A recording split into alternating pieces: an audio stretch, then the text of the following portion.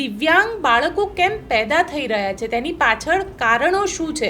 દિવ્યાંગતા એ કોઈ ઈશ્વરની કોઈ ભેટ નથી, અથવા તો ઈશ્વર કોઈને દિવ્યાંગ બનાવતો જ નથી. ગર્ભા અવસ્થા દરમિયાન પ્રેગ્નન્સીના 0 થી 9 માસ દરમિયાનની અંદર નાની મોટી કોઈ ભૂલોને કારણે આવનારું બાળક છે એ દિવ્યાંગ તરફ જઈ રહ્યું છે. અને આજના આ ફાસ્ટ લાઈફની અંદર દરેક પતિ પત્ની જે છે એ પોતાના બાળકને સુપર બેબી લાવવાનો પ્રયત્ન કરે છે. દિવ્યાંગતા આવે તો શું ભૂલ કરીએ અને કેવી દિવ્યાંગતાઓ છે. તો એમાં એક સૌથી મહત્ત્વનો બહુ અહેમ જો કોઈનો રોલ હોય તો એ પ્લાસ્ટિકનો રોલ છે. જે રીતે અત્યારે વાત કરીએ કે દરેક વસ્તુની અંદર પ્લાસ્ટિક છે, એટલે એનાથી ઘર પર કઈ રીતની અસર થાય છે? પ્લાસ્ટિકમાં આવેલું ફૂડ, એટલે કે જ્યારે કોઈ ગરમ પદાર્થ પ્લાસ્ટિકમાં પેક કરવામાં આવે છે ત્યારે એની અંદર આપણા ફૂડમાં એક રસાયણ ભેગું પડે છે, જે પ્લાસ્ટિકનું પોલિથીન નામનું રસાયણ હોય છે. એ શણનો ઉપયોગ હવે ઓછો થઈ ગયો છે અને પ્લાસ્ટિકનો ઉપયોગ વધી ગયો છે. હું મારા ઘર પૂરતી સીમિત રહીશ તો પણ ક્યાંકથી ને ક્યાંકથી તો પ્રોડક્ટ આવી રહી છે. આપણે જ્યારે એક વખત શરૂઆત કરીશું ને, સપોઝ હું મારો વ્યક્તિગત એક્ઝામ આપું કે મેં પોતાએ એક નક્કી કર્યું કે ભાઈ મારે પ્લાસ્ટિકથી શરૂઆત કરવી છે. આ લગભગ સમજો 10-15 વર્ષની મારી આ યાત્રા છે. પ્રાઇવેટ કરિયાણાવાળો છે, આપણો પ્રાઇવેટ દૂધવાળો છે, આવા બધાને બદલે આપણે એવું કરી શકીએ કે આપણો પ્રાઇવેટ ખેડૂત રાખીએ. આપણા ઘરમાં જ્યારે બાળકનો જન્મ થતો હોય છે ત્યારે માતા પિતાને સંપૂર્ણ પરિવાર ખૂબ ખુશ હોય છે. પરંતુ જો આ બાળક દિવ્યાંગ પેદા થાય તો? કારણ કે એ વિચાર માત્રથી પરિવારને દુઃખ થતું હોય છે, એ કલ્પના માત્રથી દુઃખ થતું હોય છે. પરંતુ ક્યારે આપણે એ વિચાર કર્યો છે કે આ દિવ્યાંગ બાળકોની સંખ્યા કેમ વધી રહી છે? ભારત દેશની અંદર જે કુલ વસ્તી છે તેના 2% બાળકો દિવ્યાંગ છે અને આ રેશિયો જે છે એ રેશિયો પણ વધી રહ્યો છે. તો દિવ્યાંગ બાળકો કેમ પેદા થઈ રહ્યા છે, તેની પાછળ કારણો શું છે? આજે આપણી સાથે વાતચીત કરવા માટે અશ્વિનભાઈ જીવાણી જોડાયા છે, જે સક્ષમ સંસ્થા છે તેના સાથે જોડાયેલા છે, તેમના માટે કામ કરી રહ્યા છે. અને આજે એ સમજવું છે કે કેમ દિવ્યાંગ બાળકોની જે સંખ્યા છે તે વધી રહી છે અને એવું તો શું કારણ છે? કારણ કે દિવ્યાંગ એ કિસ્મતથી નથી હોતા. દિવ્યાંગ એ ક્યાંક ને ક્યાંક આપણી પોતે માનસ જાતે કરેલી જે ભૂલો છે તેનું પરિણામ છે. અશ્વિનભાઈ, આપનું સ્વાગત છે નિર્ભય ન્યૂઝમાં. નમસ્કાર. સૌથી પહેલાં તો આપની પાસેથી એ જ જાણવા માંગીશ કે દિવ્યાંગ બાળકો જે રીતે જન્મી રહ્યા છે અને જે રીતે સંખ્યા વધી રહી છે તેની પાછળના પ્રમુખ કારણ આપ લોકોના રિસર્ચમાં શું આવ્યું છે? જી, સૌથી પહેલાં તો આપનો ખૂબ ખૂબ આભાર, આપે અમને અહીંયા આમંત્રિત કર્યા એ બદલ. દિવ્યાંગતા શબ્દ જ એવો છે કે આપણે જોઈએ છીએ કે ભાઈ દિવ્યાંગ બાળક કોઈના, આપે હમણાં કહ્યું તેમ કે દિવ્યાંગ બાળક કોઈના ઘરમાં જન્મે તો એને આપણે અભિશાપ અને ઈશ્વરની પ્રસાદી માનીને પછી એમની સાથે જોડાઈ રહીએ છીએ. હવે એ દિવ્યાંગ બાળક ઘરમાં આવી ગયા પછી એમની સાથે આપણે કેવા વ્યવહારો કરીએ છીએ અને કઈ ટાઈપની આપણી જીવનની લાઈફસ્ટાઈલ આખી બદલી જાય છે એ સુપેરે બધા લોકો જાણતા હોય છે. પરંતુ આપનો જે પ્રશ્ન છે એ બહુ સૌથી ઉત્તમ પ્રશ્ન છે કે દિવ્યાંગ બાળકો કેમ આવે છે અને શા માટે દિવ્યાંગ બાળકો આવી રહ્યા છે. દિવ્યાંગતા એ કોઈ ઈશ્વરની કોઈ ભેટ નથી, અથવા તો ઈશ્વર કોઈને દિવ્યાંગ બનાવતો જ નથી. પરંતુ જ્યારે ગર્ભા અવસ્થા દરમિયાન પ્રેગ્નન્સીના 0 થી 9 માસ દરમિયાનની અંદર નાની મોટી કોઈ ભૂલોને કારણે આવનારું બાળક છે એ દિવ્યાંગ તરફ જઈ રહ્યું છે. આજે આપણે 21મી સદીનો આ સમય જઈ રહ્યા છીએ. ટેકનોલોજીનો યુગ છે, સાયન્સનો યુગ છે. મેડિકલ સાયન્સે પૂર્ણ સમયમાં પૂર્ણ વિકાસ કરી લીધો છે, આપણે એવું પણ માનીએ છીએ. ત્યારે અમારા સંશોધન મુજબ અમને જોવા મળ્યું કે લગભગ 2000 કે 2000ના પછીની સાલની અંદર દિવ્યાંગતાનો જન્મદર વધ્યો છે. એ વધ્યો શા માટે? આના પહેલાં દિવ્યાંગ દર કેમ ઓછો હતો? તો સૌથી પહેલાં હું એક બહુ આપણા મહાભારત કાળના સમયમાં એક થોડી વાત કરવા માગું છું.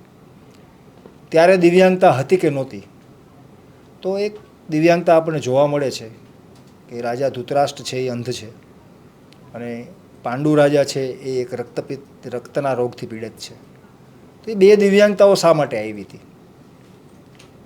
એની પાછળ ઘણું બધું કારણ છે.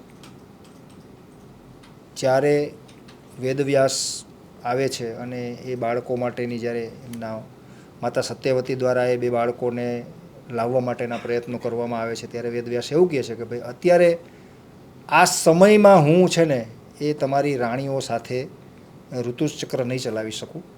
હું એક એવી ઉગ્ર તપસ્યામાં છું, એટલે જો આ બાળક આવશે તો એની ઉપર કંઈક ને કંઈક ખરાબ અસરથી આવશે. છતાં પણ સત્યવતી નથી માનતા અને જ્યારે અંબેલિકા પાસે એ જાય છે ત્યારે એમનું એક વિકરાળ સ્વરૂપ જોઈ વેદવ્યાસનું, અને અંબેલિકા જો આંખ બંધ કરી જાય છે. અને જ્યારે વેદવ્યાસ પાછા આવે છે ત્યારે એને એવું કહે છે કે આ જે આવનારું બાળક આવશે એ બાળક આંખથી અંધ જન્મ લેશે. પછી બીજી રાણી પાસે જાય છે ત્યારે એમને જોઈ અને એમનું શરીરનું ટેમ્પરેચર વધી જાય છે અને શરીર એમની સ્કિન છે એ એકદમ ડિહાઇડ્રેટ થઈ જાય છે. એટલે એમને એવું કહે છે કે આ બાળક જે છે એ રક્તના રોગથી પીડિત આવશે. દિવ્ય તો હશે જ, પણ રક્તના રોગથી પીડિત હશે. એવી જ રીતે ત્રીજું બાળક જે આવશે એની જગ્યાએ દાસી જાય છે અને એ જે બાળક આવ્યું છે એને સંપૂર્ણપણે વિકસિત બાળક, એટલે કે જે સંપૂર્ણ સારું બાળક જે જન્મી રહ્યું છે એ વિદુર જન્મે છે. તો આ ભૂમિકા મેં એટલા માટે આપની સાથે શેર કરી કે જન્મ પહેલાં બીજદાનથી શરૂ કરીને જન્મના 9 મહિના સુધીની અંદર પૂરા પરિવારની જીવનચર્યા અને દિનચર્યા કઈ રીતની હોય છે એના ઉપર બાળકનો જન્મ નિર્ભર રાખતો હોય છે, નિર્ધારિત થતો હોય છે.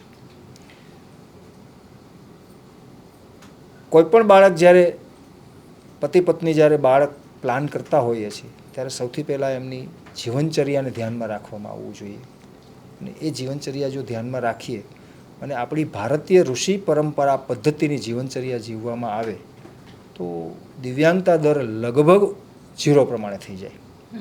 એવું ઘણા બધા આપણા ઋષિશાસ્ત્રોમાંથી ને ઘણા બધા આપણા ગ્રંથોમાંથી વાંચવા મળે છે અને જોવા મળે છે. અને આજના આ ફાસ્ટ લાઈફની અંદર દરેક પતિ પત્ની જે છે એ પોતાના બાળકને સુપર બેબી લાવવાનો પ્રયત્ન કરે છે. પણ સુપર બેબી આપણો કોન્સેપ્ટ જ નહોતો. આપણો કોન્સેપ્ટ છે, ભારતીય ઋષિ પરંપરાનો કોન્સેપ્ટ છે, એ દિવ્ય સંતતિનો કોન્સેપ્ટ હતો.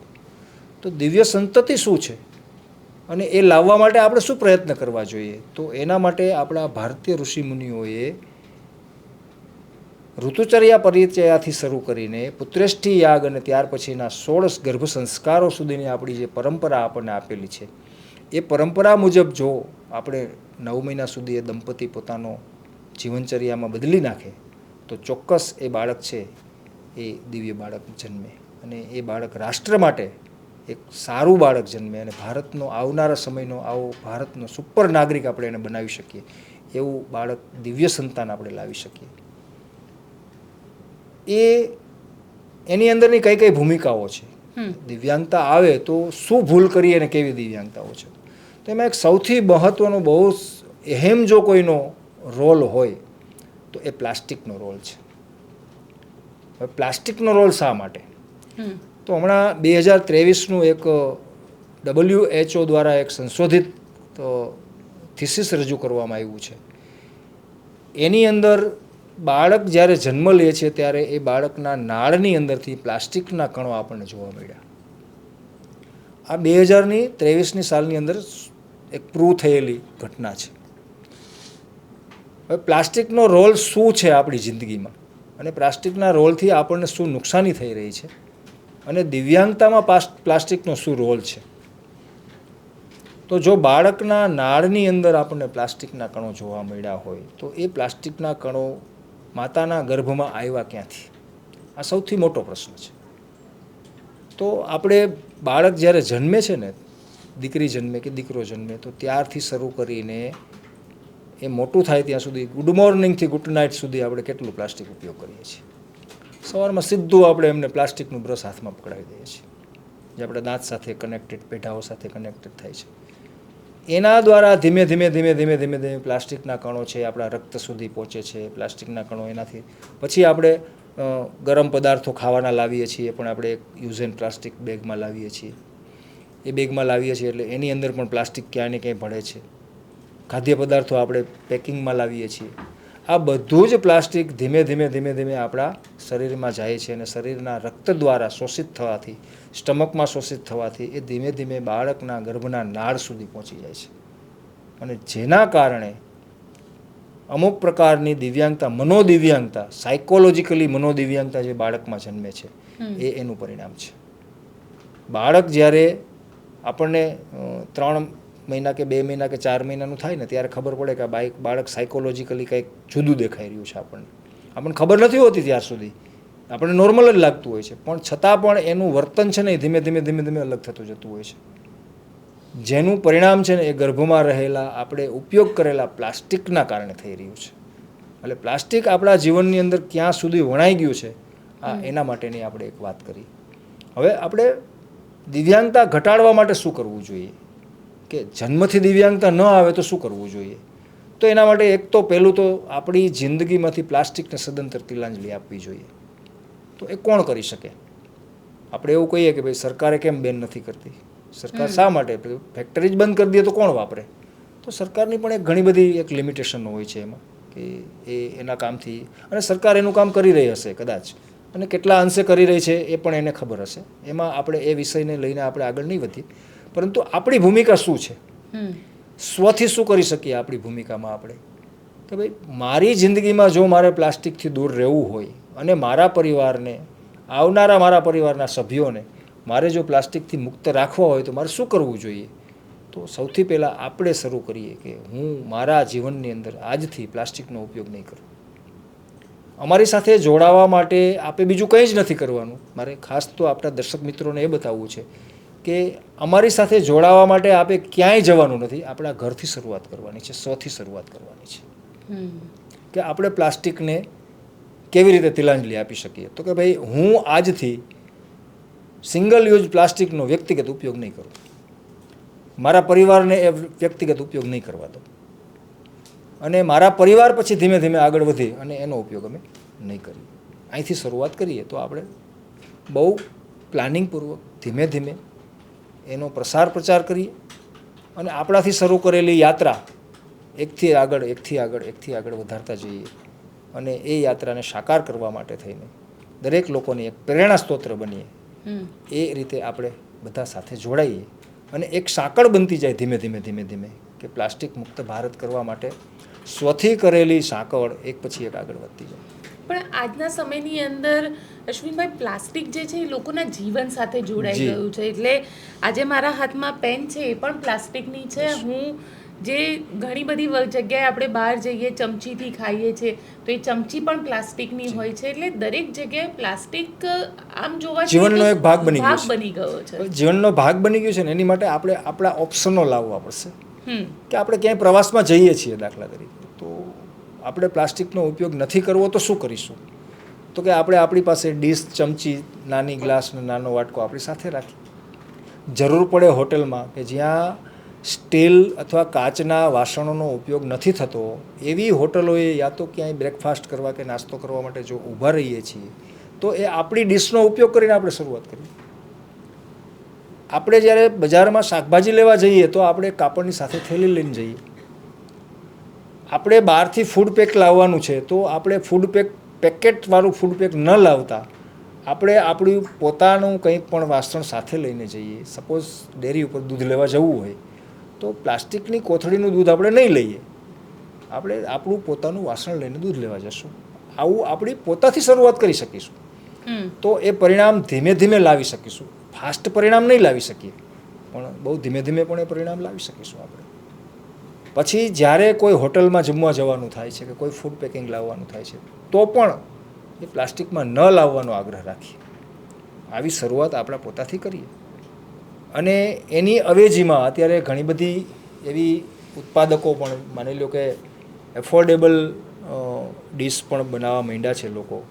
પછી લાકડાની ચમચીઓ પણ હવે ધીમે ધીમે આવવા માંડી છે માર્કેટની અંદર.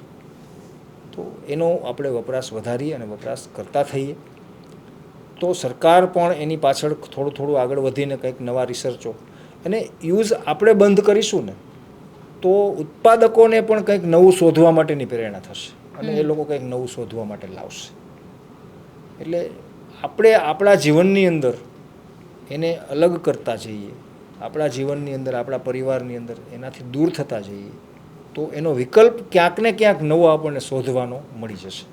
કારણ કે પ્લાસ્ટિકની તમે વાત કરી રહ્યા છો, પણ જે રીતે અત્યારે વાત કરીએ કે દરેક વસ્તુની અંદર પ્લાસ્ટિક છે, એટલે એનાથી ઘર પર કઈ રીતની અસર થાય છે એનું પણ તમે લોકોએ રિસર્ચ કર્યું હશે કે એનાથી બાળક વિકલાંગ આવે છે તો વિકલાંગ આવવા પાછળનું કારણ શું છે? કારણ કે એકલું પ્લાસ્ટિક નહીં, ફૂડ હેબિટ્સ પણ ઘણી બધી વખતે જવાબદાર હોય છે. પ્લાસ્ટિકમાં આવેલું ફૂડ એટલે કે જ્યારે કોઈ ગરમ પદાર્થ પ્લાસ્ટિકમાં પેક કરવામાં આવે છે ત્યારે એની અંદર આપણા ફૂડમાં એક રસાયણ ભેગું પડે છે જે પ્લાસ્ટિકનું પોલિથીન નામનું રસાયણ હોય છે. પોલિથીન પ્લાસ્ટિક હોય છે જે સૌથી વધારેમાં વધારે એનું વરાળ સ્વરૂપે જ્યારે કોઈ પણ પદાર્થમાંથી વરાળ નીકળતી હોય અને એને સીધું જ પ્લાસ્ટિકમાં, સપોઝ ચા, તો ચાય છે એને જો પ્લાસ્ટિકની થેલીમાં નાખવામાં આવે ને તો એનું પોલિથીન એની સાથે વણાઈ જાય છે, ભેગું થઈ જાય છે અને એ આપણા સ્ટમકની અંદર જાય છે, પેટમાં જાય છે. એટલે એ એક પોઈઝનનો ભાગ છે આમ તો, પણ એ આપણી રક્ત કોશિકાઓની ઉપર કોટિંગ કરી દે છે આપણને અને એ સ્ટમક ઉપરથી કોટિંગ કરતાં એ આપણા બાળકના એટલે કે માતાના ગર્ભ સુધી કોટિંગ સ્વરૂપે પહોંચી જાય છે અને એ બાળકના બાળકનો ગર્ભ જેમ જેમ વિકાસ પામતો જાય છે તેમ તેમ સૌથી વધારે અસર એના બ્રેઇન ઉપર કરે છે. એટલે બાળક છે ને એ પ્લાસ્ટિકની અસરના કારણે બાળક ઉપર શું પ્રભાવ પડે છે અને આપણા ઘર ઉપર શું પ્રભાવ પડે છે? ઘર ઉપર પ્રભાવ એ પડે છે કે આપણે જ્યારે પ્લાસ્ટિકનો ઉપયોગ કરતા હોઈએ છીએ અને પછી એને ફેંકી દઈએ છીએ ત્યારે સૌથી આપણી નજીકનું વાતાવરણ હોય છે ને એને ખરાબ કરે છે. કારણ કે એ નાશવંત નથી, પ્લાસ્ટિક નાશ થતો જ નથી. એને તમે 200 સાલ સુધી જમીનમાં દાટી રાખવામાં આવે ને તો પણ એનો નાશ નથી થતો. એટલે જમીનને બંજર બનાવવામાં સૌથી મોટો હિસ્સો છે. જમીનની અંદર દટાયેલું પ્લાસ્ટિક રહેશે, એની ઉપર તડકો, પાણી, વરસાદ પડશે એટલે જ્યાં દટાયેલું પ્લાસ્ટિક છે ત્યાં જમીનની અંદરની સજીવતા છે એ ગુમાવી બેસશે જમીન અને એની અંદરનો એક ગેસ ઉત્પન્ન થશે જેના કારણે એ જમીનમાં વાવવામાં આવેલી વનસ્પતિ પણ ઉગશે નહીં. જો જમીનમાં વાવવામાં આવેલી વનસ્પતિ ન ઉગતી હોય અને એ પ્લાસ્ટિકમાં ભરેલી ગરમ ચાય આપણે પીએ કે ગરમ ભરેલું ફૂડ આપણે ખાઈએ તો એ આપણા શરીર ઉપર શું અસર કરે અને આપણા શરીરની આવનારી પેઢી ઉપર શું અસર કરે? આ એક સામાન્ય સમજી શકાય એવી વાત છે. તો બાળકમાં એની અસર પ્લાસ્ટિકની એના મસ્તિષ્ક ઉપર પડે છે અને એ મસ્તિષ્કના જે પ્રવાહી જે મસ્તિષ્કનું હોય છે એ પ્રવાહીની અંદર જેને કેમિકલ પ્રોસેસ એક બ્રેઇનની અંદર થતી હોય છે એ કેમિકલ પ્રોસેસ ઉપર અસર કરે છે. એટલે બાળકનો સ્વભાવ છે ને એ ચીડિયો થઈ જાય છે અને ધીમે ધીમે બાળકની અંદર વિકલાંગતા વધતી જાય છે. આ અસર પ્લાસ્ટિકની પહેલી પડે છે બાળકમાં. એટલે ખાસ કરીને આપણે આપણા જીવનમાંથી પ્લાસ્ટિકને સદંતર દૂર કરવા માટેના પ્રયત્નો કરવા જોઈએ. તો એનો વિકલ્પ શું શોધવો જોઈએ? તો એના વિકલ્પો આપણી પાસે, જ્યારે માની લો કે પ્લાસ્ટિક આઈ થિંક 100 કે 125 વર્ષથી પ્લાસ્ટિક માર્કેટમાં આવ્યું છે અને એમાંય ખાસ કરીને ભારતની અંદર આવ્યું હોય ને તો લગભગ 50-60થી વધારે વર્ષ નથી થયા, કદાચ બહુ ઓછો યુઝ આપણે કરતા હતા. તો એના પહેલાં આપણી પાસે શું હતું? આપણી પાસે બધા વિકલ્પો હતા જ. તો એ વિકલ્પો આજે આપણે એવું માની લઈએ કે ભાઈ મારે પ્લાસ્ટિક નથી ઉપયોગ કરવો એટલે આપણે પ્લાસ્ટિક છે જ નહીં એવું માની લઈએ અને એનો ઉપયોગ માટે રસ્તાઓ કાઢીએ તો એના રસ્તાઓ આપણને મળશે. તો આવું પ્લાસ્ટિક માટે કરી શકીએ, પર્યાવરણને બચાવવા માટે આવું કરી શકીએ. સમુદ્રની અંદર આજે મેક્સિમમ નદીઓની અંદર, સમુદ્રની અંદર જે પ્લાસ્ટિકનું પ્રમાણ વધી રહ્યું છે જેના કારણે જીવસૃષ્ટિ નાશ પામી રહી છે. દરિયાઈ જીવસૃષ્ટિનો 30% ભાગ પ્લાસ્ટિકના કારણે નાશ થઈ ગયો છે અત્યારે. જે અમુક દરિયાઈ જીવસૃષ્ટિ જેને પરવાળાના ટાપુઓ આપણી પાસે બહુ સમૃદ્ધ ટાપુઓ હતા એ પ્લાસ્ટિકના કારણે છે ને એ સમૃદ્ધ ટાપુઓ અત્યારે ધીરે ધીરે નાશવંત થવા માંડ્યા છે. એની અસર આપણને પર્યાવરણના, જેને આપણે ગ્લોબલ વોર્મિંગનો નામ આપીને એક રૂપાળું નામ આપીને આપણે છટકી જઈએ છીએ કે આ તો બધું ગ્લોબલ વોર્મિંગ છે. પણ એનું આપણે શરૂઆત કોણે કરી છે, ક્યાંથી કરી છે? તો એ પણ આપણો જીવનનો મોટો હિસ્સો એમાંથી શરૂ થાય છે. એટલે આપણે પિકનિકમાં જઈએ, પ્રવાસમાં જઈએ, ક્યાંય કોઈ પ્રસંગમાં જઈએ તો એનો ઉપયોગ આપણે ટાળીએ અને આપણે એવી વસ્તુ લઈ જઈએ કે જે નાશવંત હોય, કે જેનો નાશ થઈ જાય. આપણે ઉપયોગ કરીએ તો નાશ થઈ જાય અને એ જમીનમાં ભળી જાય તો આપણી પ્રકૃતિ જે હતી, આપણી ભારતીય ઋષિ પરંપરાની પ્રકૃતિ હતી, એ દોહનની પ્રકૃતિ હતી, શોષણની નહોતી. દોહન કરીને તેરા તુજકો અર્પણ, તારું જેટલું છે એટલું તાને પાછું અર્પણ કરીએ. તો આ પોલિથીન જે આવ્યું એ આપણી શોધ જ નથી, આ બહારથી આવ્યું છે. અને એ હંમેશાને માટે ક્યારેક હું ઘણી વખત કહેતો હોઉં છું કે નવો આવિષ્કાર છે ને એ પણ આપણા માટે અભિશાપ હોય છે. તો પ્લાસ્ટિક આવિષ્કાર હતો એક વખતના સમયમાં, પણ એ અભિશાપ તો અત્યારે સાબિત થયો જ છે. એટલે ઘણી વખત નવો આવિષ્કાર આપણા માટે, માનવ સમાજ માટે અભિશાપ બનતો હોય છે. તો એ અભિશાપને દૂર કરવા માટે આપણે આપણી પુરાણી, આપણી ઋષિ પરંપરામાં આપણે પાછા જઈએ. એ પાછા જઈશું તો એની આપણને સંપૂર્ણ સુદૃઢ અને અનુભૂતિ થશે અને જેના કારણે આપણે આપણી માનવ જાતને પણ બચાવી શકીશું, આપણી આવનારી પેઢીને પણ બચાવી શકીશું. એટલે માની લઈએ કે મેં પ્લાસ્ટિકનો ઉપયોગ નથી કરતી, પણ ઘણી બધી વસ્તુ એવી હોય છે કે જેની અંદર, જેમ કે હું કોઈ અનાજ લાવતી હોય તો એ પ્લાસ્ટિકની થેલીમાં આવે છે, કે કોઈ અન્ય વસ્તુમાંથી લેવા જઈએ, કે આજકાલ જે ખેડૂત હોય છે એ પણ પ્લાસ્ટિકની થેલી ભરીને જે પોતાની પ્રોડક્ટ એપીએમસીમાં કે ત્યાં આગળ વેચવા જતા હોય છે. એ શણનો ઉપયોગ હવે ઓછો થઈ ગયો છે અને પ્લાસ્ટિકનો ઉપયોગ વધી ગયો છે. હું મારા ઘર પૂરતી સીમિત રહીશ તો પણ ક્યાંકથી ને ક્યાંકથી તો પ્રોડક્ટ આવી રહી છે. જી, હવે એના માટેના આપણે જ્યારે એક વખત શરૂઆત કરીશું ને, સપોઝ હું મારો વ્યક્તિગત એક્ઝામ આપું કે મેં પોતાએ એક નક્કી કર્યું કે ભાઈ મારે પ્લાસ્ટિકથી શરૂઆત કરવી છે. આ લગભગ સમજો 10-15 વર્ષની મારી આ યાત્રા છે. તો ત્યારે મુશ્કેલ તો મને પડતું જ હતું અને આજે મુશ્કેલ છે ઘણી બધી જગ્યાએ. પણ એક શરૂઆત કરી કે ભાઈ પ્લાસ્ટિકનું પેકિંગ છે એ વસ્તુ હું નહીં ખરીદું. પેકિંગ યુઝ એન્ડ થ્રો પ્લાસ્ટિકનું પેકિંગ છે તો નહીં ખરીદું. તો સપોઝ માની લો કે હું કોઈ ફરસાણની દુકાને જાઉં છું અને મારે કોઈ વસ્તુ લેવી છે તો એની પાસે પેકિંગ કરેલા થપ્પા જ મારેલા હોય છે અને એક વસ્તુ એવી હોય છે કે એમની પાસે છૂટી પણ હોય છે. તો હું એની પાસે આગ્રહ રાખીશ કે મને આમાંથી જ આપો, આમાંથી મારે નથી જોઈતી. પણ આપશે તો પ્લાસ્ટિકમાં જ આપશે. પણ એ આપશે તો એના માટે હું મારું કંઈક લઈ ગયો હોઈશ, મારી પાસે થેલી હશે, હું સાથે રાખીશ જ. તો એ વિકલ્પ આપણે સાથે લઈ જવો પડે છે. આજે પરિસ્થિતિ એ સાબિત થઈ રહી છે કે ધીમે ધીમે હવે જ્યારે આપણે શરૂઆત કરીએ છીએ ને ત્યારે ક્યાંક ને ક્યાંક આપણે એની સાથે પ્રવાહમાં ભળવા માટે થઈને લોકો આપણી સાથે જોડાતા જાય છે. અને જ્યારે આપણે આપણી જ વસ્તુ લેવા ગયા હશું ને આપણી બેગ આપીશું કે આપણું કંઈ સ્ટીલનું વાસણ કે બેગ આપીશું તો બાજુમાં ઊભેલા બે ગ્રાહકો છે ને એ કુતૂહલવશ આપણી સામે જોતા હોય છે.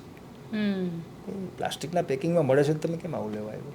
એટલે સ્વાભાવિક કોઈ અજાણ્યા વ્યક્તિ સાથે જ વાત થશે તો એ 2 મિનિટના સમય દરમિયાન આપણે એને પ્લાસ્ટિકની 2 નબળી વાતો સંભળાવીશું કે પ્લાસ્ટિકથી આવું નુકસાન થઈ રહ્યું છે એટલે હું આ પ્લાસ્ટિક નથી લેવું.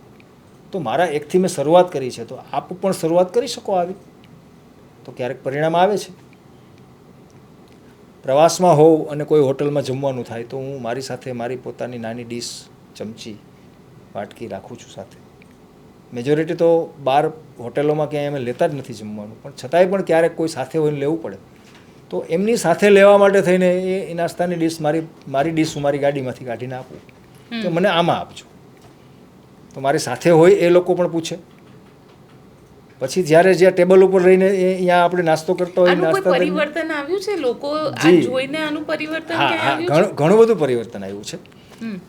સુરતની અંદર પણ એક એવું જ ઘટના મારી સાથે બની હતી કે અમે હોટલમાં એક અધિકારીઓ સાથે જમવા બેઠા તો એ લોકો હાઇજેનિકના નામે, એટલે અત્યારે પરિસ્થિતિ એવી છે કે હાઇજેનિકના નામે યુઝ એન્ડ થ્રો આપણે વાપરીએ છીએ. પણ હાઇજેનિકતા કોને કહીએ છીએ આપણે? તો એ બધા લોકો જમવા બેઠા એટલે મેં કીધું કે ભાઈ હું નહીં લઈ શકું જમવાનું. તો કે નહીં, તો અમારે નથી જમવું, એમ કે તમે એક ન જમો તો ન ચાલે.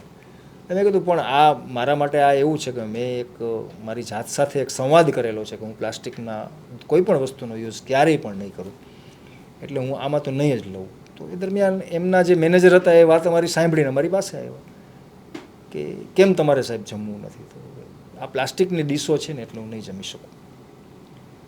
તો બોલે ઠીક છે, હું તમારા પૂરતી વ્યવસ્થા કરાવી દઉં છું. એટલે એમને મને એક વ્યવસ્થા કરાવી દીધી. પછી અમે જમી લીધું. એ દરમિયાન એ પાછા 1-2 વખત મારી પાસે આવ્યો. એ સમજ્યું કે ભાઈ તમે આવું કેમ? અમે તો લોકો અમે પહેલાં સ્ટીલની ડીશો જ વાપરતા હતા, સ્ટીલના વાસણો જ વાપરતા હતા, પણ છેલ્લા આ 5-7 વર્ષની અંદર લોકોની ડિમાન્ડ એવી આવી કે ભાઈ હાઇજેનિકતાના નામે તમે અમને આ યુઝ એન્ડ થ્રો વાપરો કે જેથી કરીને આપણી હાઇજેનિકતા જળવાઈ રહીએ, એક સારી પેલું થાય. અમે કીધું હાઇજેનિકતા તમે સારા આ જે સ્ટીલના સારા વાસણો હોય છે એને તમે વોશ સારી રીતે કરો, ડિટર્જન્ટથી વોશ કરીને પછી એને સાફ કરી નાખો, તો એના જેવી હાઇજેનિકતા આમાં નહીં આવે. એના કરતાં શુદ્ધ હાઇજેનિકતા એમાં આવશે, સ્ટીલમાં આવશે. તો એ વાત સમજ્યા પછી એને એવું કીધું કે સાહેબ હવે મારું તમને આમંત્રણ છે કે 1 મહિના પછી તમે મારી હોટલમાં જમવા આવજો. હું હવે પછી આ બધા જ યુઝ એન્ડ થ્રો જે વાપરું છું ને એની જગ્યાએ હું કાચ અને સ્ટીલના વાપરીશ. અને ખરેખર એને એની હોટલની અંદર, બહુ મોટી હોટલ છે, એની અંદર એને એ પ્રયોગ શરૂ કર્યો અને આજે એ આ બધી વાપરતા થયા છે. એવું જ પરિણામ અમારે રાજકોટની અંદર એક કઠોળનું પેલું બનાવીને લોકોને બધાને ખવડાવે છે. અને હાઇજેનિક ફૂડ એને બોર્ડ માર્યું હતું કે હાઇજેનિક ફૂડ, અને અહીંયા બધા કઠોળ છે ને કેંગન વોટરમાં બનાવવામાં આવે છે. હવે કેંગન વોટરનું મશીન છે એ જ કંઈક લગભગ 2-3 લાખ રૂપિયાનું આવે છે, એવું મને તો ખ્યાલ નથી પણ એવું મેં સાંભળ્યું છે. તો મેં કીધું તમે આ બોર્ડ માર્યું છે ને એ પહેલાં કાઢી નાખો. તો કે કેમ એવું થયું? એટલે મેં કીધું જો તમે આટલું સારું કઠોળ આપો છો, પ્રાકૃતિક કઠોળ ખવડાવો છો લોકોને, શુદ્ધ પાણીમાં બનાવીને ખવડાવો છો, અને તમે આપો છો તો પેલા યુઝ એન્ડ થ્રો પ્લાસ્ટિકમાં, અને એ પણ પાછું ગરમ ગરમ આપો છો, એટલે આ બધું તમારું શૂન્ય થઈ જાય છે. એટલે તમે આ બોર્ડ કાઢી નાખો અને કાં તો આ વસ્તુ બદલાવી નાખો. એમને પણ એવું થયું કે ના સાચી વાત છે સાહેબ, મને આના માટે 15 દિવસનો સમય આપો, આપનો નંબર આપો, હું 15 દિવસ પછી આપને કોલ કરીશ અને આપ અહીંયા પધારજો. અને એને મને 15 દિવસ પછી કોલ કર્યો અને એને એવું કીધું કે સાહેબ જો હું બધા આ બાઉલ છે ને એ બધા ડબલ કોટેડ સ્ટીલના લાવ્યો છું, એટલે લોકોને ગરમ ન લાગે, આમ પકડવાથી ગરમ ન લાગે, એટલે આપણે મગ ટાઈપના ડબલ કોટેડ આવે એ લાવીને એને શરૂ કર્યું. મેં કીધું તમને આ ન પોસાતું હોય, માની લો કે તમે 50 રૂપિયાની કઠોળની ડીશ વેચો છો, તેને બદલે 60 રૂપિયા લો ને, લોકોને એની સાથે વાંધો નથી. અત્યારે સુખાકારી છે આપણી પાસે, પૈસાની 5 રૂપિયા 10 રૂપિયાની કોઈ વેલ્યુ નથી લોકોને, પણ એને જો તમે જે વસ્તુ આપો છો ને એ એક એવી હાઇજેનિક સાથેની સારી આપો. પ્રાકૃતિક ફૂડ તમે બોલો છો તો એને પ્રાકૃતિક રૂપમાં જ આપો ને. આવું પરિણામો એક લાવી શકીએ છીએ. પછી દરેક લોકોની સાથે જોડાઈને આ ચર્ચા કરીએ છીએ ને એટલે લોકો પણ પોતાના પરિવર્તનો લાવે છે. એવી જ એક ઘટના દૂધની ડેરીઓવાળા પાસે સાથે મારે બની. મેજોરિટી લોકો દૂધ છે ને એ બધી પ્લાસ્ટિકની બેગમાં ભરીને જ આપતા હોય છે. એટલે મેં એવું કીધું ભાઈ આ તમે ન વાપરો ને તમે એક એવી શરૂઆત કરો કે ભાઈ કાં તો દૂધ તમારે છે ને તમારા આશ્રમમાં લેવા આવું. તો એ કે તો અમારે ગરાગો તૂટશે. એટલે મેં કીધું એકાદ વખત કદાચ ખોટું લાગશે એમ, પણ તમે શરૂઆત કરશો તો પરિણામ લાવી શકશો. તો એ પણ એક પરિણામ લાવી શક્યા કે હવે પરિસ્થિતિ એ આવી ગઈ કે હવે ત્યાં દૂધ લેવા જનારા લોકો બધા પોતાનું વાસણ લઈને જાય.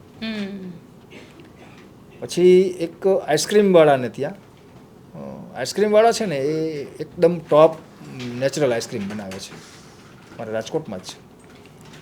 હવે એને ત્યાં હું આઈસ્ક્રીમ લેવા ગયો હતો, એને મને પ્લાસ્ટિકના, એટલે મેં કીધું સોરી આ મારે નથી જોઈતી, હું 1 મિનિટ હું મારા ઘરેથી વાસણ લેતો આવું છું પછી. તો કે કેમ સાહેબ આમાં અમે કે પ્લાસ્ટિકમાં જ આપીએ. મેં કીધું જો આની આવી પરિસ્થિતિ હોય છે, પ્લાસ્ટિક છે ને એ આટલું નુકસાન કરે છે, પર્યાવરણને નુકસાન કરે છે, પછી આપણે આ ડબલું ફેંકી દઈએ એટલે રોડ ઉપર ફેંકી દઈએ, આનો નાશ થતો નથી, આ જમીનમાં જાય છે તો એમાં પણ એક પ્રદૂષણ ઉત્પન્ન કરે છે. તો કે આનો શું વિકલ્પ હોય કે તમે આઈસ્ક્રીમ કેટલા રૂપિયાની કિલો વેચો? 400 રૂપિયાની કિલો વેચો છો?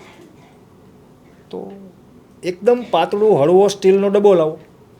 તમારે તો સ્ટીલ એ પ્લાસ્ટિકના, અત્યારે જે તમે આ પ્લાસ્ટિક વેચો છો એ વજનમાં જ દો છો ને, તો એ 400 રૂપિયાની કિલો જ તમે વેચો છો, તો તમારું કાંઈ ગુમાવવાનું છે નહીં.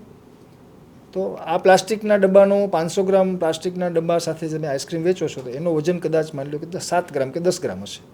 હવે સ્ટીલનો ડબ્બો તમે લાવશો તો કેટલો વજન હશે? 50 ગ્રામ હશે કે 40 ગ્રામ કે 50 ગ્રામ હશે. તો નુકસાની જવાની છે, કોને જવાની છે? ખરીદનારને જવાની છે. પણ તમે સ્ટીલના ડબ્બામાં આઈસ્ક્રીમ કેમ ના આપી શકો? તમારે 400 રૂપિયાનું સ્ટીલ કિલો વેચવું છે, નુકસાની લઈ જનારને છે. તો એના જીવનમાં જે પ્લાસ્ટિકથી નુકસાની થાય છે એના કરતાં એને પૈસાની નુકસાની ઓછી જશે. 40 ગ્રામનું 50 ગ્રામનો સ્ટીલનો ડબ્બો આવશે તો એ ડબ્બો એ લઈને જતો રહેશે. તો એને એક તો એને વાસણ કંઈક કામ આવશે, અને માની લો કે નહીં કામ આવે તો પણ એના એના એના બોડી માટે તો એને સૌથી ઉપયોગી થયું ને પ્લાસ્ટિક બોટલ. તો એને પણ એ શરૂઆત કરી, અને એ આજે પ્લાસ્ટિકને બદલે સ્ટીલના ડબ્બામાં પોતાની આઈસ્ક્રીમ વેચે છે. અને એનો પ્રતિભાવ પણ એને સારો મળ્યો. લોકો હવે ગોતતા એને આવવા માંડ્યા કે ભાઈ પ્લાસ્ટિકના ડબ્બાને બદલે સ્ટીલના ડબ્બામાં આઈસ્ક્રીમ મળે. હવે ક્લાયન્ટને ખબર નથી કે મને કયું મોંઘું પડ્યું છે. એ તો એવું વિચારે છે કે આઈસ્ક્રીમ સાથે સ્ટીલનો ડબ્બો ફ્રી આવ્યો. આપણે ફ્રીવાળા મેન્ટાલિટીવાળા છીએ બધા. વાત સાચી છે. તો પ્લાસ્ટિકનો ડબ્બો મફત આવે છે એના કરતાં સ્ટીલનો ડબ્બો મફત આવ્યો. પેલો સ્ટીલનો ડબ્બો 400 કિલો જ મળતો હતો એને, અને આ 400 કિલો જ મળે છે, પણ એને મજા એ આવે છે કે મને સ્ટીલનો ડબ્બો આવ્યો. તો એની ડિમાન્ડ વધી છે. એટલે આવા બદલાવો આપણે લાવી શકીએ છીએ. અને ખાસ તો આપણા માધ્યમથી હું દરેક વ્યુઅર્સ અને દર્શકોને એ કહેવા માગું છું કે આપ પણ આપણા જીવનમાં આવું શરૂઆત કરો, અને એનું એક એપ્રિશિએટ લ્યો કે મારા દ્વારા આવી શરૂઆત થઈ. આ કરીશું તો આપણે લોકોને સારા રસ્તે જઈ શકશું. પણ સાથે અશ્વિનભાઈ એ પણ એક સમજવું છે, કારણ કે આજકાલ જે ખેતી પણ થઈ રહી છે, ખેતીમાં પણ એટલા જ કેમિકલ વપરાય છે, અને એ પ્રોડક્ટ જ્યારે કોઈ પણ વ્યક્તિ ખાય છે ત્યારે પણ તેની અસર દેખાય છે. ગર્ભવતી માં હોય તો તેના ઉપર, તેના બાળક ઉપર પણ તેની અસર જોવા મળે છે. અત્યારે આપણે આફ્ટર ઓલ અનાજ ખાઈ છે એવું કહી જ ન શકાય. આપણે ઝેર ખાઈ રહ્યા છીએ. ખેતીની અંદર જમીન સદંતર બંજર થઈ ગઈ છે. પેસ્ટિસાઇડ અને ફર્ટિલાઇઝરનો એટલી હદ સુધી આપણે ઉપયોગ કર્યો છે કે હવે જમીનની અંદર પાક પકવવા માટે પણ પાછી દવા જોઈએ છે. તો એના માટે એક જ વિકલ્પ છે કે આપણે ગૌ આધારિત, એટલે કે ગાય આધારિત પ્રકૃતિ કૃષિ તરફ વળવું જોઈએ, નેચરલ ફાર્મિંગ તરફ વળવું જોઈએ, દેશી બીજ. આજે આપણે હાઇબ્રિડ બિયારણો ખાઈએ છીએ, જીનેટિક મોડિફાઈડ બિયારણો ખાઈએ છીએ, એ પણ એટલા જ આપણને નુકસાન કરતા છે. અને એ તો આપણને પ્લાસ્ટિકથી પણ વિશેષ નુકસાન કરી રહ્યા છે. કારણ કે પ્લાસ્ટિક તો આડકતરી રીતે આપણા શરીરમાં જાય છે, જ્યારે આ તો સીધું આપણા શરીરમાં જાય છે. અને એ સીધું જવા પાછળનું કારણ છે ફર્ટિલાઇઝર અને પેસ્ટિસાઇડ્સ. તો એને દૂર કરવા માટે થઈને આપણે પ્રાકૃતિક કૃષિ દ્વારા ઉત્પાદિત પદાર્થો હોય એ આપણે ખાવા જોઈએ. તો એના માટે શું કરવું જોઈએ? તો પહેલું તો આપણે એ કરવું જોઈએ કે જે લોકો આવા નાના ખેડૂતો પ્રાકૃતિક કૃષિ દ્વારા ઉત્પાદન કરે છે એમની પાસેથી જ પદાર્થો ખરીદવા જોઈએ આપણે, કે જે આપણને ખરેખર પ્રાકૃતિક મળે અને એને પ્રોત્સાહન મળે. તો એ પ્રાકૃતિક કૃષિ તરફ વળશે. ગાય આધારિત પ્રાકૃતિક કૃષિ તરફ વાળવો હશે એને, તો એક જ કામ કરવું પડશે કે એને ઉત્પાદિત કરેલા પદાર્થોનું સેવન આપણે કરવું જોઈએ. અને એના માટે થઈને હું ઘણી વખત કહું છું કે જેમ આપણો છે ને ફેમિલી ડૉક્ટર હોય છે, ફેમિલી શિક્ષક હોય છે, આપણા પોતાના પેરેન્ટ્સિંગમાં ઘણી જગ્યાએ આપણે ઘણા બધા એવા લોકોને આપણી આજુબાજુના વર્તુળોમાં આપણો પ્રાઇવેટ કરિયાણાવાળો છે, આપણો પ્રાઇવેટ દૂધવાળો છે, આવા બધાને બદલે આપણે એવું કરી શકીએ કે આપણો પ્રાઇવેટ ખેડૂત રાખીએ કે જે એ અમારો ફેમિલી ખેડૂત છે, અને અમારા ફેમિલીઓને અને આપણા આજુબાજુના વર્તુળના લોકોને આપણે એના દ્વારા એને પહોંચાડીએ. અને એની સાથે સાથે એવું પણ કરીએ કે એમના ખેતર ઉપર, એમની વાડી ઉપર આપણે વર્ષમાં 2 વખત જઈએ અને એની સાથે આત્મીયતા કેળવીએ. અને એ જે ઉત્પાદન જે લઈ રહ્યો છે ને એ ઉત્પાદન કેવી રીતે લેવાઈ રહ્યું છે, અથવા તો એ ઉત્પાદનને અને પ્રાકૃતિક ઉત્પાદન અને ફર્ટિલાઇઝરથી થતા ઉત્પાદનની વચ્ચે શું ડિફરન્સ છે એ આપણે ત્યાં જોઈએ, જાત જોઈએ, અનુભવ કરીએ. પણ ઘણી બધી વખતે આ બધી પ્રોડક્ટ બહુ મોંઘી હોય છે. હવે એ આટલી મોંઘી પ્રોડક્ટ ઘણા બધા લોકોની ક્ષમતાની બહાર એફર્ટ નથી હોતી, એફર્ટ નથી કરી શકતા. બહુ એકદમલી બહુ આજના સમયનું એક પરફેક્ટ ક્વેશ્ચન છે તમારો કે ભાઈ મારે પ્રાકૃતિક બાજરી ખાવી છે, પણ જો એ મને 80 રૂપિયાની કિલો બજારમાં મળે તો હું બાજરી નહીં ખાઈ શકું, કારણ કે હું એફર્ટ કરી જ ન શકું. તો એના માટેનો શું વિકલ્પ? તો એના માટે અમે એક પ્રાકૃતિક કૃષિકારોનું એક ગ્રુપ બનાવ્યું છે કે જેની અંદર અમારી પાસે 1000થી પણ વધારે ખેડૂતો જોડાયેલા છે. હવે એ લોકો છે ને એનું પ્રાકૃતિક ખેતી ઉત્પાદન બાજરી વાવે છે, ઘઉં વાવે છે, ચોખા વાવે છે, કાંઈ પણ વસ્તુ વાવે છે, તો એ પ્રાકૃતિક ઉત્પાદન એપીએમસી દ્વારા માર્કેટમાં વેચવા જશે ને તો એને તો એનો જે માર્કેટમાં ભાવ ચાલે છે એ જ મળવાનો છે, એક્સ્ટ્રા ભાવ કોઈ નથી આપતું. હમ હવે 20 રૂપિયાનો કિલો બાજરો એનો માર્કેટમાં વેચાઈ જાય છે. હવે જ્યારે ખાનાર વ્યક્તિને પ્રાકૃતિક ખાવા માટે બજારમાં લેવા જાય તો 80 રૂપિયાનો કિલો લાવવો પડે છે. તો બંને વચ્ચેનો ડિફરન્સ બહુ જાજો છે, 20નું વેચાણ ને 80ની ખરીદી. અને બીજું કે 80માં ખરીદનારો વ્યક્તિ એ બાજરી પ્રાકૃતિક છે કે નહીં એનો વેપારી કહે એટલી જ એને ખબર છે, એને પોતાને ખબર જ નથી કે આ પ્રાકૃતિક છે કે નથી. તો એવા ખેડૂતોને એવા બાયરોને અમે સાથે જોડ્યા કે ભાઈ તમારે બાજરી ખાવી છે, હવે એ બાજરી તમને થોડાક ઓછા ભાવમાં મળે તો હું ખાઈ શકું. ખેડૂતને કીધું કે તમે જે આ પદાર્થ બનાવ્યો છે એની વેચો છો એ તમને 20 રૂપિયાનો કિલો વેચાય છે, એને બદલે તમને 40 રૂપિયા મળે તો કે તો તમારી ડબલ આવક થઈ જાય. આપણા માન્ય પ્રધાનમંત્રીશ્રીએ ખેડૂતો માટે આહવાન કર્યું છે કે ખેડૂતોની આવક ડબલ કરવી છે. તો ડબલ કરવી છે એટલે કોઈ જાદુઈ છડી ફેરવીને ડબલ નહીં થાય. તો જો ખેડૂતો પ્રાકૃતિક કૃષિ ઉપર વળશે અને એ પ્રાકૃતિક કૃષિનું ઉત્પાદન ડાયરેક્ટ યુઝર પાસે જશે તો ખરીદનારને 20 રૂપિયાવાળી 40 રૂપિયામાં કિલો મળશે, વેચનારને 20ના 40 આવશે, ખરીદનારને 80ના 40માં મળશે.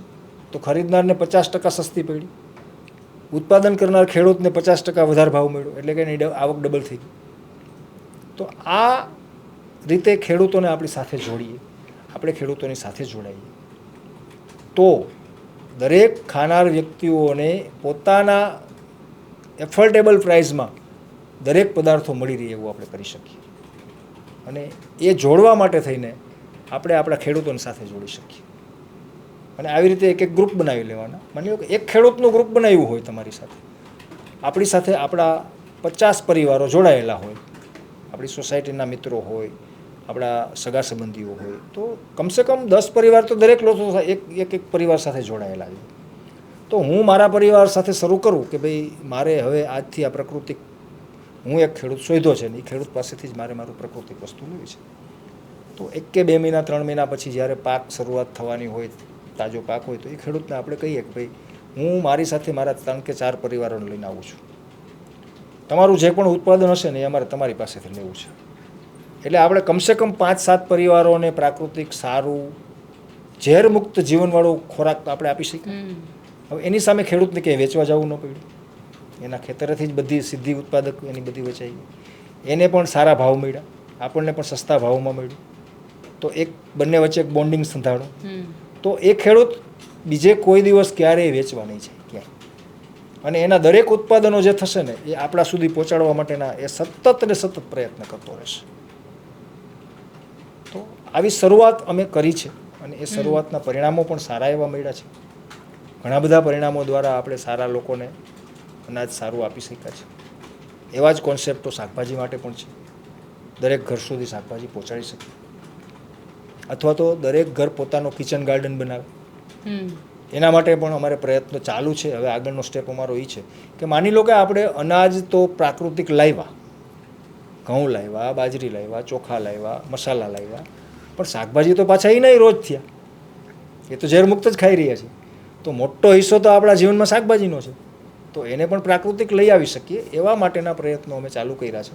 અને એના માટે અમે ઘણા બધા લોકોને સાથે જોડ્યા છે. ગૌ આધારિત પ્રાકૃતિક શાકભાજીઓના કુંડાઓ જે છે એ રેડી કરી અને દરેક લોકોના ઘર સુધી પહોંચાડવામાં આવે. અને એ જ શાકભાજી છે એ જ કુંડું દરરોજ એમના પોતાના બાળકોને એમ કે આજે કયું શાક ખાવું છે, તો કે ભાઈ આજે તો પેલું રીંગણું છે ને એ તાજું દેખાય છે મને, તો મને એનું શાક ખાવું છે. તો એ બાળક પોતે જ છોડમાંથી રીંગણું કાપીને લાવે અને એની મમ્મી શાક બનાવે, તો એ શુદ્ધ સાત્વિક ભોજન મળે અને બાળકને પણ એક પેલું ઉર્જા આવે કે આજે મેં આ બનાવીને ખાધું, આ તોડીને મેં ખાધું. તો આવો કિચન ગાર્ડનનો કોન્સેપ્ટ અમે શરૂ કર્યો છે અત્યારે રાજકોટની અંદર. અમારા એક મિત્ર છે એના દ્વારા શરૂ કર્યો છે, પણ ધીમે ધીમે હવે આગળ વધારતા જઈએ છીએ. અને આફ્ટર ઓલ આપણે દરરોજ 50-100 રૂપિયા શાકભાજીના ખર્ચતા જ હોઈએ છીએ, એના કરતાં ઓછા ખર્ચમાં આપણને એ શાકભાજી મળે છે. અચ્છા, તમને એક સવાલ એ પૂછું, કારણ કે તમે પ્લાસ્ટિકની વાત કરી રહ્યા છો, પણ સવારે ઉઠવાથી લઈ અને રાત્રે સૂવા સુધી મેક્સિમમ વસ્તુ આપણે પ્લાસ્ટિકમાં યુઝ કરતા હોઈએ છીએ. આને ઇગ્નોર કરવા માટે શું કરવું? યસ, સવારથી ગુડ મોર્નિંગથી શરૂ કરીએ આપણે. તો સૌથી પહેલાં તો ઉઠતા સાથે જ આપણે ટૂથબ્રશ ગોતીએ છીએ અને નવું લઈ આવીએ ને પછી ચવાઈ જાય ત્યાં સુધી વાપરીએ છીએ. એને બદલે આપણી પ્રકૃતિની અંદર વાઘભટજીએ 16 પ્રકારના દાંતણ વર્ણવ્યા છે, જેમાં વડનું દાંતણ છે, લીમડાનું દાંતણ છે, આંબાનું દાંતણ છે, લીંબોડીનું દાંતણ છે, જાંબુનું દાંતણ છે, વડની વડવાઈનું દાંતણ છે, બાવળનું દાંતણ છે. બાવળનું દાંતણ છે ને એ બધી જ ઋતુમાં આપણે વાપરી શકીએ. ને બાવળનું દાંતણ હમણાં સુધી આપણા વડવાઓ, એટલે કે મને યાદ છે એમ સમજવું ને કે છેલ્લા 15-20 વર્ષ થયા હશે કે હજી આપણને બાવળના દાંતણવાળા હવે જોવા નથી મળતા. નહીંતર આપણે રોડ ઉપર નીકળીએ, શાકભાજીની શાક માર્કેટમાં જઈએ તો દાંતણવાળા વેચવાવાળા હોય જ. હવે નથી મળતા, કારણ કે હવે કોઈ ખરીદનારું નથી, એટલે કોઈ લાવવાવાળું નથી. પણ એ આપણે આવનારી આપણી પેઢીને દાંતણના શું ફાયદાઓ છે એ કોઈ દી કીધા જ નથી. એટલે આપણે એના હાથમાં બ્રશ ને ટૂથ પકડાવી દીધું છે, જે સંપૂર્ણ કેમિકલયુક્ત છે, દાંતના પેઢાથી માંડીને શરીર સુધીને બધાને નુકસાન કરી રહ્યું છે. એટલે બે વસ્તુ એવી છે, ટૂથપેસ્ટ પણ પ્લાસ્ટિકમાં જ પેક કરેલી આવે છે અને એમાંય કેમિકલ છે. દાંતણ પેલું બ્રશ વાપરીએ છીએ એ પણ પ્લાસ્ટિકવાળું છે, એટલે એ શરૂઆત ત્યાંથી કરીએ છીએ. તો એ બંને વસ્તુને તિલાંજલિ આપીએ અને દાંતણથી શરૂઆત કરીએ. બીજું કાંઈ ન હોય તો કાંઈ નહીં, આપણી સોસાયટીના કે આપણા એપાર્ટમેન્ટના નાકા ઉપર કરંજનું ઝાડ હોય તો એનું દાંતણ સૌથી ઉત્તમ કરંજનું દાંતણ, તો એ ક્યાંય લેવાય નહીં જવું પડે. અને અત્યારે લગભગ હું અમદાવાદમાં, રાજકોટમાં, વડોદરામાં, મુંબઈથી માંડીને બધા સિટીઓમાં જોઉં છું ને, તો લગભગ સોસાયટીના નાકે 1-2 કરંજના ઝાડ જોવા મને મળે જ છે. એ સાવ મફત છે. સાંજે જ્યારે ઘરે જઈએ ને ત્યારે ઘરના 4 લોકો માટે તાજા કરંજના દાંતણ તોડીને રાખી દઈએ, સવારે દાંતણ કરી લઈએ. બાવળનું દાંતણ મળતું હોય તો લઈ આવીએ. પછી વડનું દાંતણ, વડ પણ હોય છે. આપણે દર અઠવાડિયે આપણે પિકનિક ઉપર બગીચામાં જતા જ હોઈએ છીએ, બાળકોને લઈને જતા હોઈએ છીએ. તો બાળકોને વૃક્ષ ઓળખાવીએ અને સાથે સૂડી લેતા જઈએ, તો એ દાંતણ કાપીને લેતા આવીએ. અને એના કંઈ પણ ખર્ચ વગરનું છે, એક પણ પૈસાનો ખર્ચ નથી. એટલે સાથે સાથે જો પ્લાસ્ટિક મુક્ત તો થશું જ આપણે, પણ એની સાથે સાથે ખર્ચમાં પણ આપણને ઘણો બધો બેનિફિટ મળશે. કમસે કમ ઝાઝાની તો કાંઈ નહીં, પણ પર વ્યક્તિ રોજના 2 રૂપિયા તો બચશે જ આપણે પેસ્ટ અને બ્રશના. એટલે ત્યાંથી શરૂઆત કરીએ. પછી આગળ આવીએ છીએ એટલે આપણે નાસ્તાની ડીશોમાં બહારથી લઈ આવેલો નાસ્તો. સવારના બધાના ઘરમાં 50-60% ઘરની અંદર બહારથી આવતો નાસ્તો જ થતો હોય છે. ઘરે બનાવેલો નાસ્તો બહુ ઓછા લોકો લેતા હોય છે, કારણ કે અત્યારે એને આપણે મહાન સમજવા માંડીએ, ટ્રેડ થઈ ગયો છે એક આપણો, કે બહારથી લાવીને ખાઈએ ને તો આપણે પૈસાવાળા કહેવાય એમ. પણ ઘરે આપણા બા કે દાદીમાં હોય કે સાંજે બાજરાનો રોટલો બનાવીને ગોળ ઘીનું ચૂરમું કરી દઈએ તો આજ કોઈ નહીં ખાઈ શકે. પણ એવી શરૂઆત કરીએ, આપણા બહારથી લાવેલા પ્લાસ્ટિકને ન ખાઈએ. અથવા તો માની લો કે બહારથી લાવવું છે કાંઈ પણ વસ્તુ, તો આપણું પોતાનું વાસણ લઈને જઈએ. આ બીજો સ્ટેપ છે. પછી જે વાસણોનો આપણે ઉપયોગ કરીએ છીએ એની અંદર આપણે પ્લાસ્ટિક, એલ્યુમિનિયમનો ઉપયોગ બંધ કરી દઈએ. આપણા ઘરમાં વપરાતા સદંતર વાસણો, પ્લાસ્ટિકના ડબ્બાઓનો ઉપયોગ, પ્લાસ્ટિકના ટિફિનોનો ઉપયોગ, એને સદંતર બંધ કરીએ. કપડાં કે કપડાની બેગ લેવા જઈએ તો કોઈ આપણને પ્લાસ્ટિકની થેલી આપે તો નહીં લે, મારે પ્લાસ્ટિકની થેલી નથી જોતી, આપણે આપણી સાથે લઈ આવીએ. આવો સ્વથી એક વસ્તુનું પરિવર્તન કરતા જઈએ તો ધીમે ધીમે આપણે પરિણામ લાવી શકીશું. અને એના કારણે છે ને પ્લાસ્ટિક ઇન્ડસ્ટ્રીઝને પણ નવી કાંઈક વસ્તુ લાવવાની, શોધ કરવાની, કંઈક આવિષ્કાર કરવાની કંઈક પ્રેરણા મળશે કે હવે આ ન જ વાપરવું જોઈએ. સરકાર સીધું બેન નહીં મારી શકે, કારણ કે એ આખી ઇન્ડસ્ટ્રીઝ છે. હવે ઇન્ડસ્ટ્રીઝને આજે જ એમ કહી દઈએ, સરકાર આદેશ કરી દે કાલથી પ્લાસ્ટિક બંધ કરી દો, એની અસર સમાજ ઉપર શું આવશે? આવું આપણે કલ્પના કરતા જ નથી ક્યારેય. એની પાછળ કેટલી મોટી ઇન્ડસ્ટ્રીઝ કામ કરી રહી છે. રિસર્ચથી શરૂ કરીને પેકિંગ કરીને મશીનરી, ઉત્પાદકો, એની મશીનરી, એટલે બહુ મોટો વર્ગ એ ઇન્ડસ્ટ્રીઝનું કામ કરી રહ્યો છે. તો એને આજે જ બંધ કરી દેવું એ વિકલ્પ નથી, પણ જીવનમાંથી ધીમે ધીમે વ્યક્તિઓ દ્વારા ઓછું કરતું જાય તો એના વિકલ્પો આવતા જશે. પ્લાસ્ટિકને બદલે આજે માની લો કેળાની છાલમાંથી બનતી ડીશો બજારમાં આવવા જ માંડી છે. હવે શરૂ થઈ ગઈ છે. તો ચમચીઓ પેલી લાકડાની આવવા માંડી છે. તો એ ધીમે ધીમે પરિવર્તન આવવા માંડ્યું. ક્યારે આવવા માંડ્યું? તો કે ભાઈ લોકો વાપરતા ઓછા થયા. સરકાર પણ એની ઉપર કંઈક ને કંઈક એક્શન લઈ રહી છે, નવું શોધવા માટેના પ્રયાસો કરાવી રહી છે, રિસર્ચ R&D ચાલી રહ્યું છે. આ બધા જની સાથે સાથે આપણે આપણા જાતને એક વખત નક્કી કરીને પ્લાસ્ટિકથી દૂર કરતા જઈએ તો પરિણામ ચોક્કસ લાવી શકીશું. બિલકુલ અશ્વિનભાઈ, આપ અમારી સાથે જી. જોડાયા તેના માટે આપનો ખૂબ ખૂબ આભાર. કેમ કે જે રીતે પ્લાસ્ટિકની વાત કરવામાં આવે તો પ્લાસ્ટિક જે રીતે લોકોને નુકસાન પહોંચાડી રહ્યું છે, તો આ જીવનની અંદર નાનો નાનો બદલાવ કરીને આપણે પ્લાસ્ટિકથી દૂર થઈ શકીએ છીએ અને આપણી આવનારી પેઢીને આપણે સાચવી પણ શકીએ છીએ. આપ શું વિચારો છો મને કોમેન્ટ બોક્સમાં ચોક્કસથી લખીને જણાવજો અને અમારી ચેનલ નિર્ભય ન્યૂઝને લાઇક, શેર અને સબસ્ક્રાઈબ કરવાનું ભૂલશો નહીં. આભાર.